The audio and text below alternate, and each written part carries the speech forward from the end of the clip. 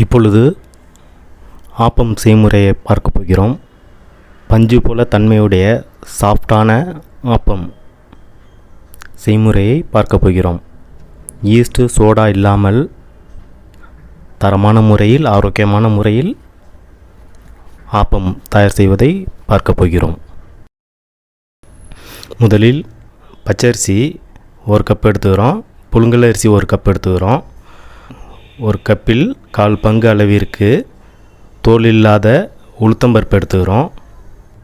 ஒரு கைப்பிடி அளவிற்கு வெந்தயம் எடுத்துக்கொள்கிறோம். இந்த 4 பொருட்களையும் ஒன்றாக சேர்த்து வச்சுருக்கோம்.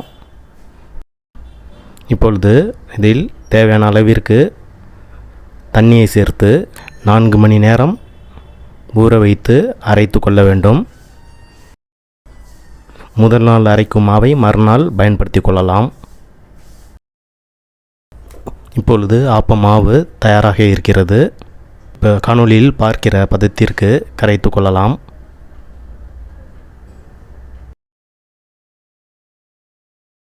இப்பொழுது அடுப்பை பற்ற வைத்துக்கொண்டு ஆப்பசட்டியை வைத்து ஆப்பசட்டி சூடானதற்கு பிறகு சிறிதளவு எண்ணெய் விட்டு கொள்ளலாம்.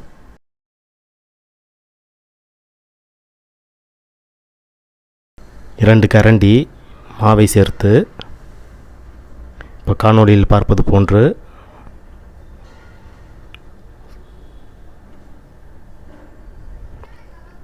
மாவு பரவலாக சுற்றிலும் வருவது போன்று செய்து கொள்ளுங்கள். சுற்றிலும் சிறு அளவு எண்ணெய் சேர்த்து கொள்ளலாம். இப்பொழுது மூடி போட்டு வேக விடுவோம். 2 நிமிடத்திலிருந்து 3 நிமிடம் வேக விடுவோம். இப்பொழுது நமக்கு சாஃப்டான பஞ்சு போன்ற தன்மையுடைய ஆப்பம் தயார். ஆப்பத்திற்கு தேங்காய் பால் சேர்த்துள்ளோம். தேங்காய் பாலில் வெல்லம் சேர்த்துருக்கிறதுனால கலர் அந்த ப்ரௌன் கலரில் லைட் ப்ரௌன் கலரில் இருக்குது. சுவையான ஆரோக்கியமான ஆப்பம் மற்றும் தேங்காய் பால். நன்றி.